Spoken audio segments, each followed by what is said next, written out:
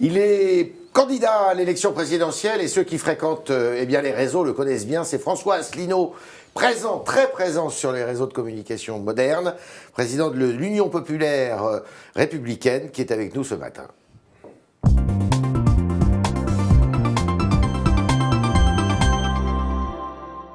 Bonjour. Alors c'est le jour, qu'avez-vous à déclarer en termes de patrimoine?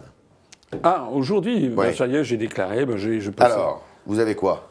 moi, j'ai un appartement à Paris que j'ai acheté avec ma femme. On s'est endetté sur 17 ans. Ouais. On a fini de rembourser, voilà.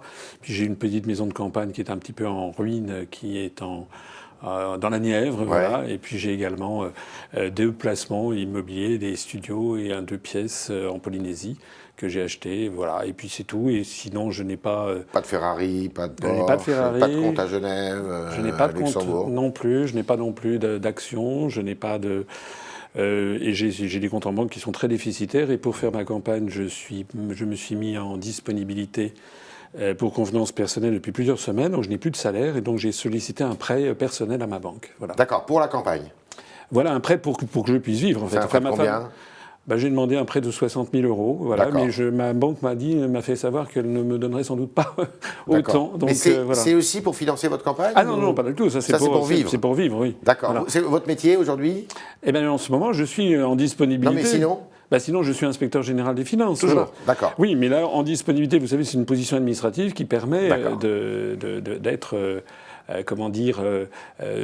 rattaché à l'administration pour ordre, pour ordre fonctionnellement, mais je peux revenir dans l'administration, mais je n'ai plus ni salaire, ni cotisation retraite, ni subordination hiérarchique, voilà. Combien d'adhérents à l'UPR? À l'UPR, on va franchir aujourd'hui les 19 500. Ah oui, il y a 15 jours, vous étiez à 16 500. Mais en ce moment, ça marche très bien. On a à peu près 200 à 300 adhérents par jour en plus. Oui. Voilà. D'accord. Et de quoi vous vivez? Alors, le parti, cette fois? Le parti politique ne vit que de l'argent de ses donateurs et de ses adhérents. Voilà, nous avons 0 € d'emprunt bancaire. Vous acceptez de publier la liste de vos donateurs? À vrai dire, non, on ne l'a pas fait spécialement. Mais vous le feriez? Je le ferais, oui, volontiers, mais vous savez, on a très peu de donateurs qui donnent le maximum. C'est-à-dire le maximum, c'est 7 500 € par personne. Oui.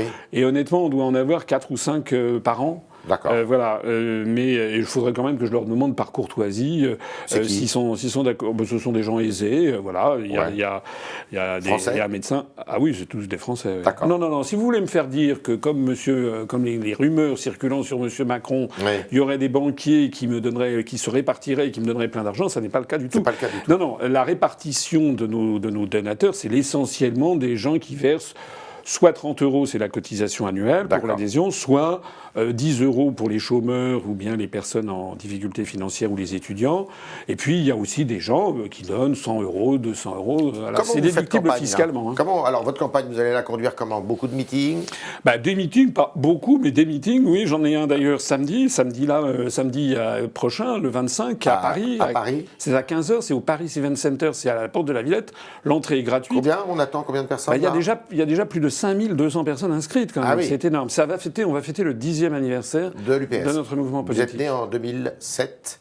Le mouvement politique est né en 2007. C'était le jour anniversaire du 50e anniversaire. C'est ce que j'allais dire du traité de Rome. Voilà. Dont on fête aujourd'hui le 60e anniversaire. Dont on fêtera samedi. Voilà. Et nous, si j'ai choisi cette date il y a 10 ans, c'est pour tuer le traité de Rome, en fait. Hein. Voilà, c'est pour pas tuer, c'est sortir de l'Union européenne, de l'euro et de l'OTAN. Il y a embouteillage sur le souverainisme dans cette campagne Mais électorale. moi, je ne suis pas souverainiste. Est-ce que vous imaginez qu'on ait dit de Gaulle qui était souverainiste? Vous êtes quoi, alors Nous, on est un mouvement de libération nationale. C'est pas pareil. Souverainiste, ça a un côté un petit peu ridicule. On est prisonniers, nous, en France? Oui, on est prisonnier des traités européens. Par exemple, cette campagne est absolument hallucinante. Quels sont les candidats qui parlent des vrais sujets, c'est-à-dire de l'élection présidentielle? Non. Vous avez bien vu le débat, quand même, l'autre jour. Non. On parlait de la choucroute garnie, on parlait de ci, on parlait de ça. Non. On parlait de retraite, on a parlé d'école, on a parlé de sécurité, on a parlé de terrorisme. Oui, mais la retraite, l'école, la sécurité, tout ça, ce sont des sujets gouvernementaux, ça fera partie de l'élection législative. Oui. Mais comme le disait Charles de Gaulle, le vrai sujet de l'élection présidentielle, c'est l'indépendance de la France. Oui. C'est l'article 5 de la Constitution qui le précise. Et donc moi, je parle de l'indépendance de la France. Vous voulez sortir de tous les traités, vous Euro, l'Europe, l'Union européenne, l'OTAN? Voilà. Mais ça fait 3 traités, vous savez, je l'ai déjà expliqué. On sort tout de suite. Vous êtes élu, on sort. On sort, on prend les mesures juridiques nécessaires. Mais vous ne faites pas de référendum, vous. Mais pourquoi voulez-vous faire Madame Le Pen, elle enfume les Français. Ah oui. Madame Le Pen, elle dit qu'elle va renégocier les traités pour obtenir 4, on ne sait pas très bien 4 quoi d'ailleurs, 4 morceaux de souveraineté. Moi, je voudrais dire un joli proverbe turc, vous savez, qui dit on n'est pas un peu enceinte. Voilà. On est soit souverain, soit on ne l'est pas. Donc Madame Le Pen, elle a une bouillie pour les chats. Vous savez pourquoi elle a une bouillie pour les chats? C'est comme Monsieur Mélenchon d'ailleurs. C'est parce que elle essaye d'attirer à elle des électeurs qui veulent rester dans l'Union et d'autres qui veulent en sortir. Il y aura forcément des cocus dans l'affaire, n'est-ce pas? Nous, on ne veut pas rassembler des gens qui veulent rester dans l'Union européenne. Moi, je comprends que des gens veuillent rester. Mais nous, on veut rassembler tous ceux de droite, du centre, de gauche, qui ont compris que toutes nos politiques économiques, sociales, diplomatiques, militaires sont fixées à l'étranger et que nous devons appliquer l'article 5. Ils sont majoritaires, ceux-là, à votre avis, dans notre pays? Écoutez, je pense que oui, s'ils se rendaient compte de la situation, s'ils se rendaient compte, par exemple, que toutes nos politiques économiques et sociales, dont on a débattu lors de ce débat lundi à TF1, j'en ai d'ailleurs été exclu parce que sans doute on savait ce que j'aurais dit. Parce que tout ça, c'est très gentil de parler. Vous serez là le 20 avril. Ah ben ouais, je serai là si je suis invité. Moi, quand je suis invité, priori, je viens. Vous serez invité. Voilà. Maintenant, il paraît qu'il y a certains candidats qui commencent à dire « Oh là là, je ne vais pas aller là-dedans ». Donc vous en avez pensé le plus grand mal du débat de lundi soir. D'abord, ce n'était pas un débat. Oui. C'était une juxtaposition de monologues. Ils se sont interpellés quand même. À la fin, il y a eu quelques... mauvaise foi.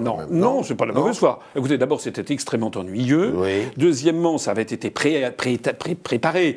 On avait dit, comment dire, à chaque candidat quelles allaient être les questions. Et donc, c'est vrai que ça s'est animé un petit peu à la fin. Il y a eu quelques noms d'oiseaux. Mais c'était pas un débat sur le fond. Et surtout, qu'est-ce qu'on va faire tout seul? Attendez, et surtout, on a fait croire aux Français que l'élection présidentielle consiste à parler des retraites et de la sécurité. Ouais. L'élection présidentielle, j'insiste, consiste à ce que la France soit souveraine et indépendante. C'est Charles de Gaulle qui l'avait voulu ainsi. Qu'est-ce qu'on fera tout seul, hors de l'Europe, hors de l'OTAN, hors de l'euro? Mais pourquoi voulez-vous qu'on soit tout seul? La Suisse... On repasse des traités bilatéraux avec les pays? J'ai expliqué à l'un de vos confrères, c'était sur Europe 1 il y a quelques jours, que la France est liée au reste du monde par 6686 traités. Bon, la journaliste ensuite est allée chercher des poux dans la tête pour téléphoner au Quai d'Orsay pour vérifier ce que je disais. Et en fait, elle a dit non, en fait, il n'y en a pas 6686, il y en a 6624. Bon. D'ailleurs, il faudrait que je vérifie parce que je persiste sur mon propre nombre. Mais peu importe. Ça veut dire qu'une fois qu'on sera sorti de l'Union européenne, on va sortir de 3 traités. Traité de l'Union européenne, traité sur le fonctionnement de l'Union européenne et traité de l'OTAN. Il en restera 6683. Ça veut dire que la France restera membre notamment de l'Organisation des Nations Unies avec membre permanent au Conseil de sécurité, membre de l'Organisation mondiale du commerce. Actuellement, d'ailleurs, on y est, mais on ne peut pas négocier. C'est un commissaire européen qui négocie nos intérêts pour nous avec les 27 autres. Donc, on se fait avoir. Et on continue sur le traité sur l'environnement on continue à en être membre? Non seulement on continue à en être membre, mais comme nous, on veut sortir de l'Union européenne. Si je veux ça, c'est pas par nostalgie ou par fantaisie. C'est notamment pour arrêter immédiatement les délocalisations en mettant un terme à la libre circulation des mouvements de capitaux. On revient au franc, alors, avec vous aussi. On recrée un nouveau franc, mais vous savez, c'est arrivé plusieurs fois dans notre histoire nationale. Je sais. En 1360, à la Révolution, avec le franc germinal, et à chaque fois, il s'agissait pour les Français de récupérer leur souveraineté. Alors, on noue des relations... se répète. On noue des relations particulières avec le Maghreb. Notamment avec le Maroc et la Tunisie. Avec l'ensemble des pays du monde. On renoue avec la grande politique gaulienne. Oui, mais vous êtes très pro-Maghreb. Oui, en faveur, effectivement. Nous avons d'ailleurs beaucoup de Français d'origine immigrée. On en a à peu près, je ne sais pas, moi, comme ça, vu de nez, peut-être 10-14% parmi nos adhérents. Et pas seulement d'ailleurs d'originaires du Maghreb. On a beaucoup de Français originaires de l'immigration. On a beaucoup d'expatriés. On a près de, je ne sais plus, 1200 Français expatriés. J'ai même lu quelque part que vous étiez pour l'introduction de la Tunisie et du Maroc dans l'Europe. Ah non, jamais. Ça, ah bon? Non, d'accord. De toute façon, je veux sortir de l'Union européenne. Oui, alors c'est pour ça me paraissait contradictoire. Non, en revanche, ce qui est vrai, c'est que le Maroc avait demandé son intégration dans l'Union européenne il y a quelques années, ça lui avait été refusé. D'accord. En revanche, alors là, vous êtes foncièrement irrité par tous les débats sur le burkini, le voile. Pour vous, ce ne sont pas des sujets. Écoutez, le vrai sujet de l'élection présidentielle, c'est l'indépendance de la France. Nous avons des gens qui sont là en permanence. Vous le répétez, mais est-ce que vous êtes pour le voile, par exemple? Mais écoutez, non, je ne suis pas spécialement pour le voile. Notre mouvement est un mouvement laïque, est un mouvement anticommunautariste. Mais ce que je suis aussi, c'est que je pense qu'il faut distinguer les sujets importants et les sujets secondaires. Et il ne faut pas jeter de l'huile sur le feu. La meilleure façon de traiter ces problèmes ou ces questions, l'immigration, c'est de laisser ça à un mode mineur. On n'arrête pas l'immigration en France avec vous ? Mais de toute façon, actuellement, les questions d'immigration ne sont plus du domaine de la France. Depuis le traité d'Amsterdam, c'est les articles 67, 77. Avec vous, on reprend notre souveraineté de ce point de vue. Avec moi, qu'est-ce qu'on fait alors, Eh bien, il y a 3 grands débats. L'immigration, qui est un vrai sujet, qui concerne effectivement, qui perturbe un certain nombre de Français, à juste titre.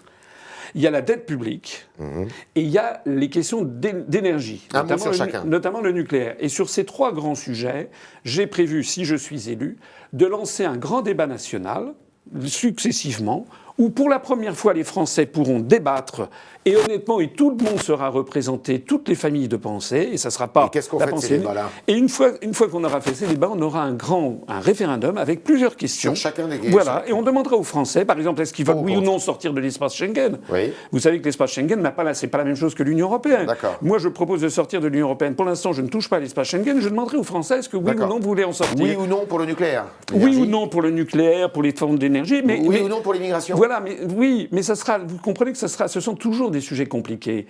Il faut être nuancé sur ces questions. Par exemple, sur l'énergie, eh bien, sortir du nucléaire, il y a beaucoup de gens qui sont pour, mais il faut voir que ça a des conséquences financières considérables. Oui. Et donc, il faut que les Français, en adultes, moi, vous savez, depuis 10 ans que j'ai créé mon mouvement politique, je ne fais pas des petites phrases, je ne fais pas de la petite politique aérie. Et si notre mouvement est en croissance exponentielle, c'est parce que justement, les Français sont contents qu'enfin on ne les prenne pas pour des imbéciles et qu'on leur dise « qu'est-ce que vous voulez ?» On leur parle en adulte. Alors, dans la littérature qui circule sur le web aussi, on dit que vous voyez des conspirations américaines un peu partout.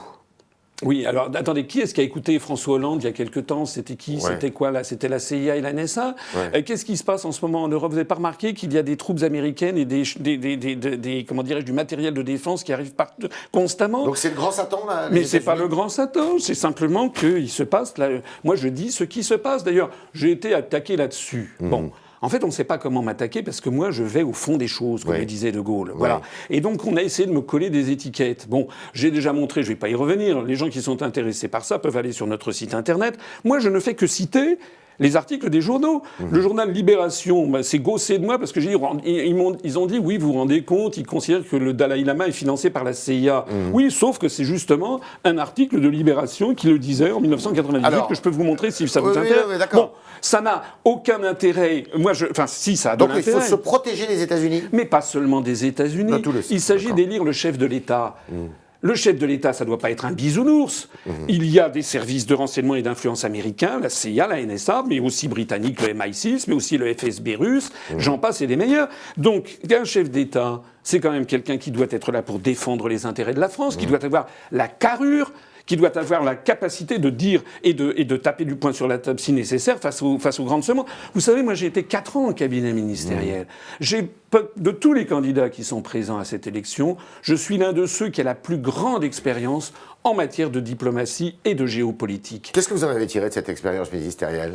Eh bien que la France allait dans le mur, c'est la raison pour laquelle d'ailleurs j'ai créé mon propre parti, parce que nous avons des gens, vous savez, j'étais dans des cabinets... Personnel politique Moi je ne jette pas la pierre, ce sont des gens de qualité souvent. Moi, les ministres que j'ai servis étaient des gens de qualité. Sauf que ils sont tous dans un engrenage, que ce soit de droite ou de gauche, ils ont mentalement fait une croix sur l'idée que la France puisse être souveraine et indépendante, et en fait ils appliquent les directives venues de Bruxelles. 1% dans les sondages pour le moment ? Oui, alors ça, le coût des sondages, vous savez, moi, je vais sur Internet, et quand je vois sur Internet, par exemple, que la présentation de mon programme, il y a eu 125 000 vues pour l'instant, 88 000 seulement pour le programme de Macron, que pour Macron, il a 3 000 je n'aime pas, moi j'en ai 463 je n'aime pas, et M. Macron, il a quelque chose comme, je sais plus combien, 900 j'aime, et moi j'ai 5 000 j'aime. Donc, et ça, c'est sur un sondage avec 120 000 personnes. Moi, je crois davantage. Votre rêve, c'est de faire combien, votre rêve ? Mais c'est pas un rêve. C'est d'être élu. Vous allez voir ce qui va se passer. Je vais faire une surprise que vous n'imaginez pas. D'accord. Alors, on attend avec impatience la surprise. Sur YouTube, combien tous les jours ? Notre chaîne YouTube va dépasser les 10 millions de vues. Celle de M. Macron en est à 700 000. D'accord. Donc, François Asselineau, candidat à la présidentielle, qui a beaucoup plus de suiveurs que Emmanuel Macron, c'est ce qu'il vient de nous dire ce matin. Et je crois que c'est vrai. J'en suis.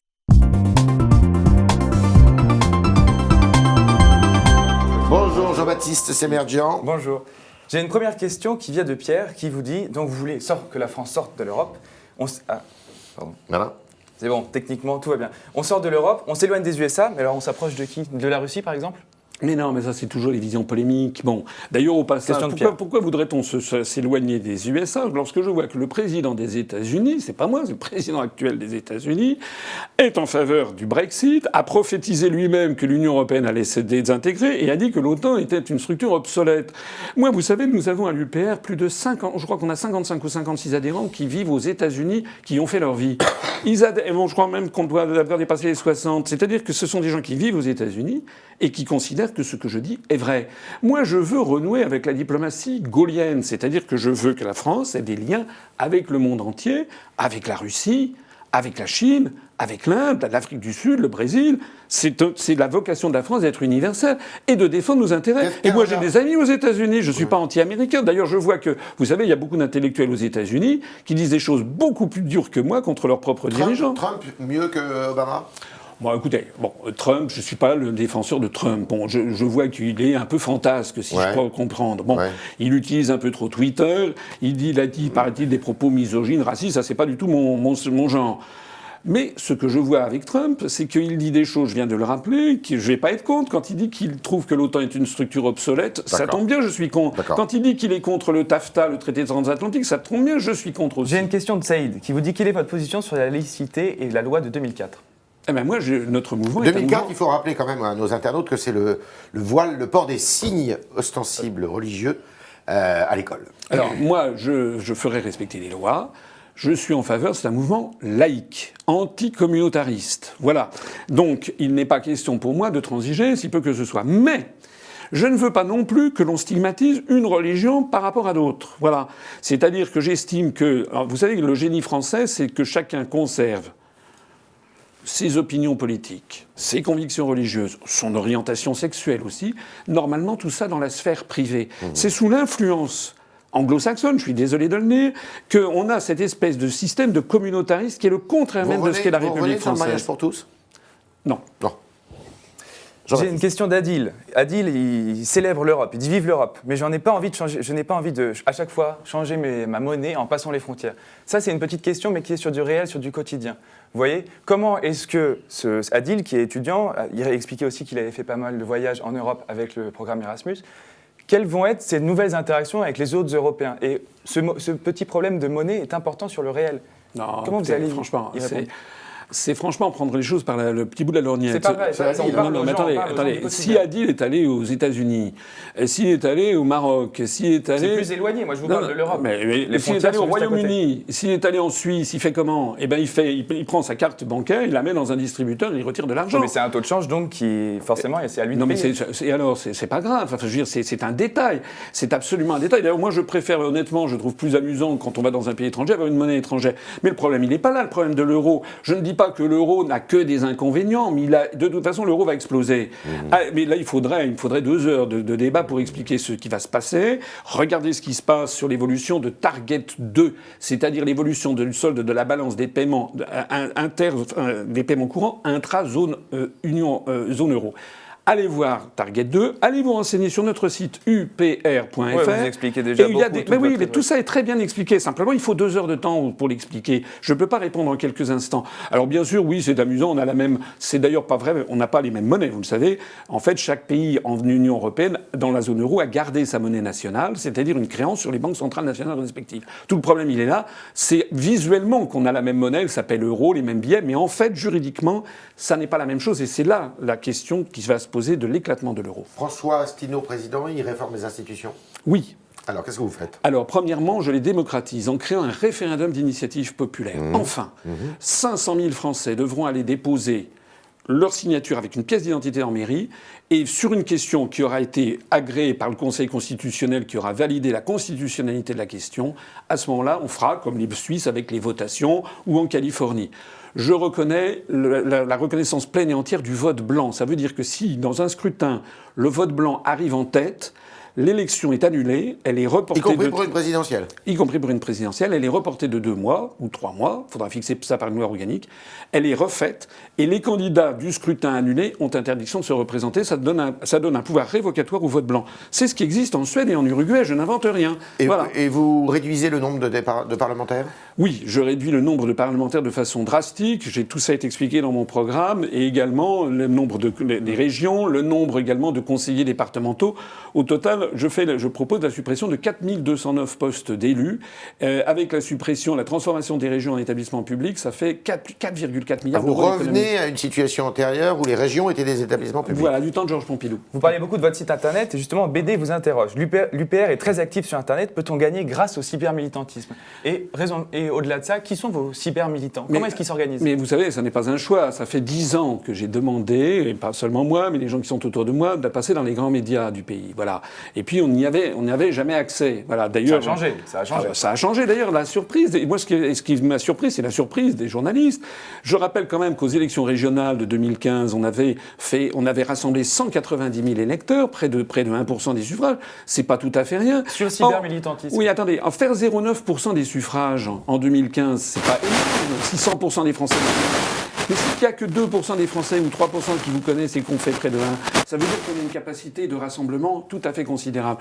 Les cybermilitants, eh bien écoutez, vous savez, ça va peut-être vous surprendre, mais moi je ne les pilote pas. On a des milliers de gens qui sont d'ailleurs indignés par le traitement médiatique qu'ils m'est infligé, y compris aujourd'hui. Hier, il y a eu des propos ignobles qui ont été tenus sur moi sur France Info, où on s'est attaqué... Par qui ?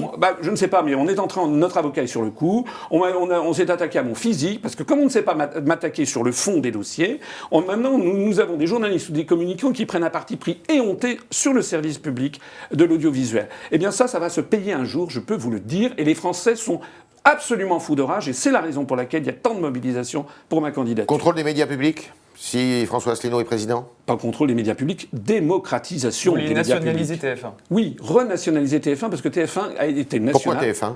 Parce que TF1, c'est l'organisme qui mate l'opinion publique. D'accord. Je rappelle qu'au Royaume-Uni ou au Japon, la première chaîne de télévision est publique. Et le présentateur du journal de TF1 sera quelqu'un que vous aurez adoubé ? Non. En tout cas, pour l'instant, on ne peut pas dire que ce soit le cas. Non, mais si.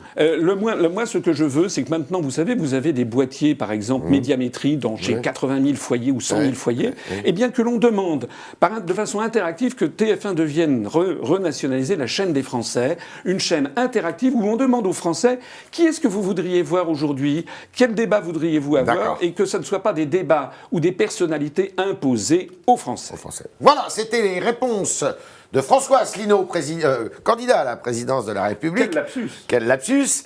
À vous, chers internautes, qui ont été très nombreux, Jean-Baptiste, à vous suivre. Alors, peut-être qu'on peut soupçonner l'UPR, votre parti, d'être derrière. Pourquoi vous pensez que vous êtes très bien organisé. Mais non, pas spécialement. Ça arrive, ça arrive. C'est pareil, En Marche. Non, mais attendez, si vous croyez ça, mais non, En Marche, ils sont nuls. Je suis désolé, si vous pensez qu'il y a un grand complot avec des gens et que l'on téléphone... Nous sommes extrêmement suivis sur Internet, c'est un fait, et vous allez voir le résultat que je vais faire dans les urnes. Votre présence sur Internet, qui est déjà ancienne maintenant, c'est pas récent, c'est vous qui avez décidé ça ou... Non. Vous êtes, honnêtement, moi j'étais... C'est votre entourage qui est très branché Non, honnêtement, j'ai commencé, vous savez, c'était comme M. Jourdain qui faisait de la prose. Moi, j'ai commencé il y a 10 ans, j'ai commencé à faire des conférences en province. Une fois, j'ai fait une conférence à Menton de 4 heures devant 2 personnes. Une fois à Clermont-Ferrand devant 6 personnes. Et puis, petit à petit, il y a des gens qui sont venus, qui se sont dit, tiens, ce que dit ce monsieur est intéressant. Ils ont commencé à filmer. Au début, c'était mal filmé. C'était un petit peu du bricolage. Et puis, on a créé un blog. Et puis, petit à petit, on s'est développé comme ça. Et comme on est sur Internet, on a beaucoup de jeunes. C'est un mouvement extrêmement jeune. Merci François Asselineau, merci chers internautes de nous avoir suivis et bonne campagne et bonne campagne. À bientôt.